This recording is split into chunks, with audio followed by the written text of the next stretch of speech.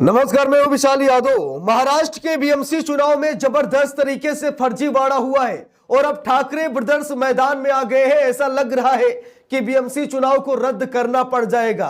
दोस्तों, बात यह है कि तरह तरह की बेईमानी और धांधली के आरोप लगे। जिस तरीके के परिणाम सामने निकल कर आए हैं वो चौंकाने वाले हैं।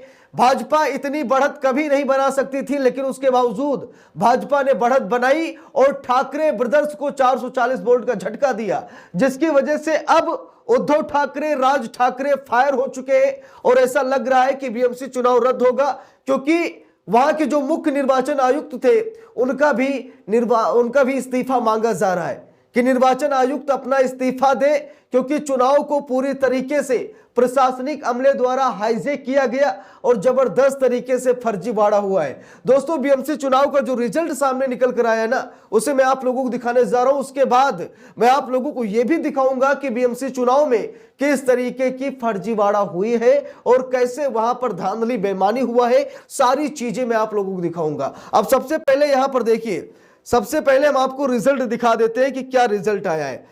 प्रमुख पार्टियों का सीटों का बंटवारा 227 वार्डों में से आप लोग रिजल्ट देख लीजिए। बीजेपी को 89 सीटें मिली है, सिंगल लार्जेस्ट पार्टी बनी है भाजपा बीएमसी चुनाव में, 89 सीटें लेकर आई है। वहीं पर शिवसेना उद्धव ठाकरे की जो पार्टी है 65 सीटें लेकर आई है। शिवसेना एकनाथ शिंदे की 29 सीटें लेकर आई है।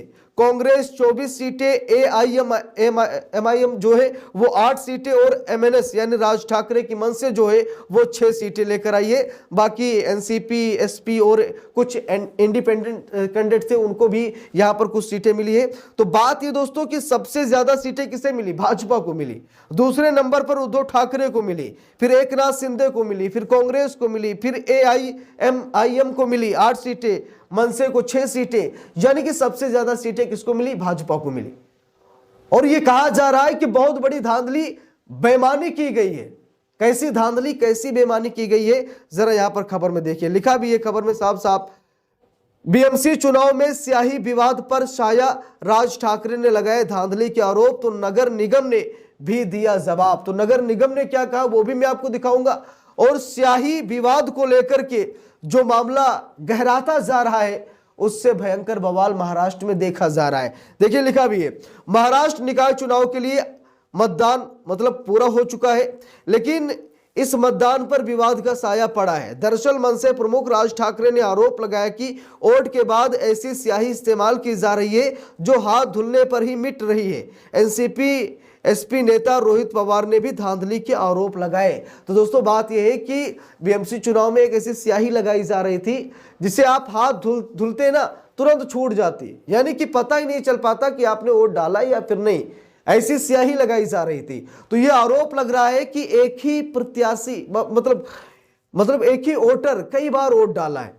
ऐसा यहां पर आरोप लगाने की कोशिश की जा रही है विपक्ष की तरफ से कि जब स्याही धुल जा रही थी और भाई शासन प्रशासन उनका था, चुनाव आयोग उनका था, तो उनके वोटर कई बार वोट डाले हैं, ऐसा यहां पर बताया जा रहा है। देखिए लिखा भी है, बीएमसी चुनाव के लिए मतदान कंप्लीट हो चुका है, लेकिन विपक्ष द्वारा धांधली के आरोप लगाए जा रहे हैं। मनसे नेता राज ठाकरे ने मतदान में इस्तेमाल की जा रही स्याही पर सवाल उठाए। राज ठाकरे ने कहा कि जो स्याही पहले इस्तेमाल की जा रही थी उसे नए पेन से बदल दिया गया है और इस पेन को लेकर कई जो है शिकायतें भी मिली हैं। लिखा भी है, राज ठाकरे ने दावा किया कि अगर आप हैंड सैनिटाइजर इस्तेमाल करते हैं तो उससे स्याही मिट सकती है। इससे यह होगा कि लोग वोट करेंगे और बाहर जाकर हाथ धोकर फिर से वोट करने आ जाएंगे। चुनाव प्रचार के लिए भी नया नियम बना दिया गया है। यह दिखाता है कि सरकार सत्ता में रहने के लिए कुछ भी कर सकती है। राज ठाकरे ने आगे कहा कि हम इसे चुनाव नहीं कह सकते जहां कोई सत्ता में रहने के लिए इस तरह की धांधली कर रहा हो। मैं लोगों और शिवसेना के कार्यकर्ताओं से अपील करता हूं कि इसे लेकर चौकन्ने रहे। एक व्यक्ति 2 बार वोट करते हुए पकड़ा गया है। अब यहां पर देखिए, राज ठाकरे ने तो यहां तक दावा ठोक दिया कि एक व्यक्ति 2 बार वोट डालते हुए पकड़ा गया है। तो आप लोग समझ सकते हैं कि 227 वार्डों में किस तरीके की धांधली बेईमानी हुई होगी, आप लोग अंदाजा लगा सकते हैं। उद्धव ठाकरे ने निर्वाचन आयुक्त के इस्तीफे की मांग भी की। लिखा है उद्धव ठाकरे ने भी धांधली के आरोप लगाए और इसे लोकतंत्र की हत्या की कोशिश बताया। पूर्व सीएम ने कथित गड़बड़ियों के लिए राज्य निर्वाचन आयुक्त दिनेश वाघमरे के इस्तीफे की मांग भी की। उद्धव ठाकरे ने राज्य निर्वाचन आयोग को संविधान विरोध निकाय कहकर तंज कसा। उद्धव ठाकरे ने चुनाव निकाय और सरकार के बीच सांठगांठ के भी आरोप लगाए। तो उद्धव ठाकरे और राज ठाकरे यानी ठाकरे ब्रदर्स फायर हुए और पूरी तरीके से चुनाव को हाईजैक करने का आरोप लगाया। यह बताया कि कहीं नकली स्याही लगाई जा रही है, सैनिटाइजर के जरिए बड़ी आसानी से उसे हटाया जा सकता है और फिर से वोट डाले जा सकते हैं और कई लोग पकड़े भी गए दोबारा वोटिंग करते हुए। इधर उद्धव ठाकरे ने निर्वाचन अधिकारी का इस्तीफा मांग लिया कि उन्हें इस्तीफा दे देना चाहिए, संविधान विरोधी है सरकार और चुनाव आयोग के अधिकारी और सरकार में सांठगांठ हो गई है और पूरे चुनाव में जबरदस्त बेईमानी धांधली चल रही है, उद्धव ठाकरे ने कहा। देखिए यहां पर लिखा है बीएमसी ने आरोपों को क्या कहकर खारिज किया।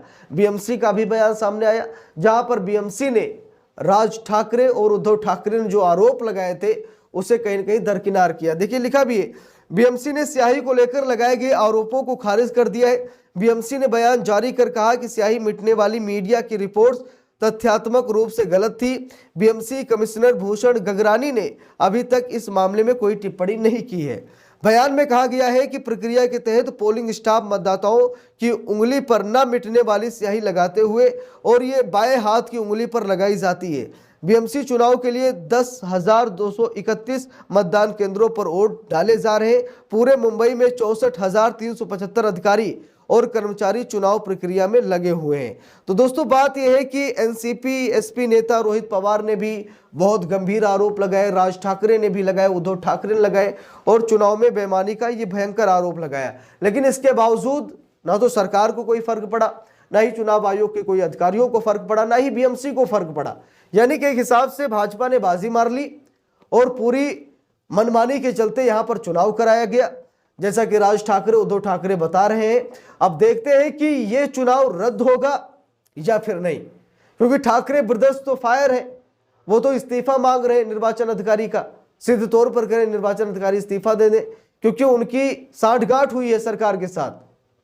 तो क्या चुनाव को रद्द कराएंगे राज ठाकरे उद्धव ठाकरे या फिर इसी परिणाम को आखिरी परिणाम मानकर वो शांति से बैठ जाएंगे?